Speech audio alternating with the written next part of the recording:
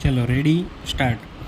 Global warming જેવા પર્યાવરણના વૈશ્વિક પડકાર સામે દેશની પ્રત્યેક વ્યક્તિ જોડાય તો આ સંકટને સહિયારા પ્રયાસોથી હરાવી શકાય તેમ છે. એક પેડ માં કે નામ એ આવા જ સામૂહિક પ્રયાસોને બળ આપવાનું દેશવ્યાપી અભિયાન છે. વૃક્ષો થકી પર્યાવરણના જતન માટે વડાપ્રધાન શ્રી નરેન્દ્રભાઈ મોદીએ 2024માં વિશ્વ પર્યાવરણ દિવસ નિમિત્તે આ અભિયાનનો શુભારંભ કરાવ્યો હતો. મુખ્યમંત્રી શ્રી ભૂપેન્દ્રભાઈ પટેલના નેતૃત્વમાં ગુજરાતે સમગ્ર દેશમાં સૌથી વધુ 6.5 કરોડથી વધુ વૃક્ષારોપણ સાથે રાજ્યના ગ્રીન કવરમાં વધારો કરતા દેશમાં ત્રીજો ક્રમાંક હાંસલ કર્યો છે. ઉત્તર પ્રદેશ 32.51 કરોડ વૃક્ષારોપણ સાથે પ્રથમ અને 8 કરોડ વૃક્ષો સાથે રાજસ્થાન બીજા ક્રમે છે. સૌના સાથ સહકારથી આ અભિયાન હેઠળ કુલ 10 કરોડથી વધુ વૃક્ષારોપણનું લક્ષ્યાંક સિદ્ધ કરવાનું ગુજરાત સરકારનું આયોજન છે. પ્રકૃતિની સાથે પર્યાવરણના સંરક્ષણ અને સંવર્ધનના દેશમાં ગુજરાત હંમેશા અગ્રેસર રહ્યું છે.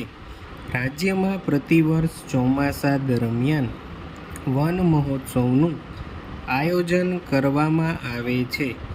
વન મંત્રી શ્રી મુળુભાઈ બેરાએ કહ્યું હતું કે આ અભિયાન અંતર્ગત વાવવામાં આવેલા વૃક્ષો આગામી સમયમાં દેશભરની માનવ અને વન્ય સૃષ્ટિના રહેઠાણની સુરક્ષિતતા સુનિશ્ચિત કરશે.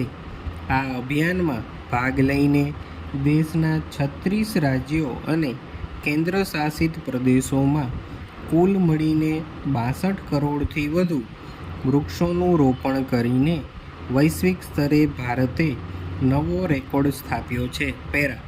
વન મંત્રી શ્રીએ કહ્યું હતું કે મુખ્યમંત્રી શ્રીએ એક પેડ માં કે નામ અભિયાનનો સૌ પ્રથમ ગાંધીનગરથી પોતાના માતાના નામે એક વૃક્ષ વાવીને પ્રારંભ કરાવ્યો હતો.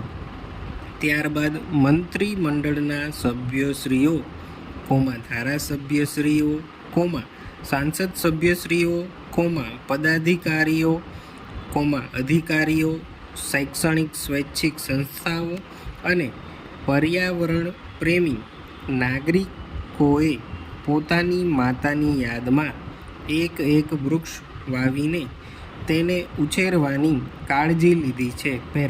વન અને પર્યાવરણ રાજ્યમંત્રી શ્રી મુકેશભાઈ પટેલે કહ્યું હતું કે આ જન અભિયાનના પરિણામે ગુજરાત સમગ્ર દેશમાં ત્રીજા ક્રમે છે, પરંતુ વર્ષ 2011ની વસ્તી ગણતરી મુજબ ઉત્તર પ્રદેશ અંદાજે 19.98 કરોડની વસ્તી ઉપરાંત 2,40,928 ચોરસ કિલોમીટર ક્ષેત્રફળ ધરાવતું રાજ્ય છે, જ્યારે ગુજરાત અંદાજે 6 કરોડથી વધુ વસ્તી અને 1,96,024 ચોરસ કિલોમીટર ક્ષેત્રફળ ધરાવે છે.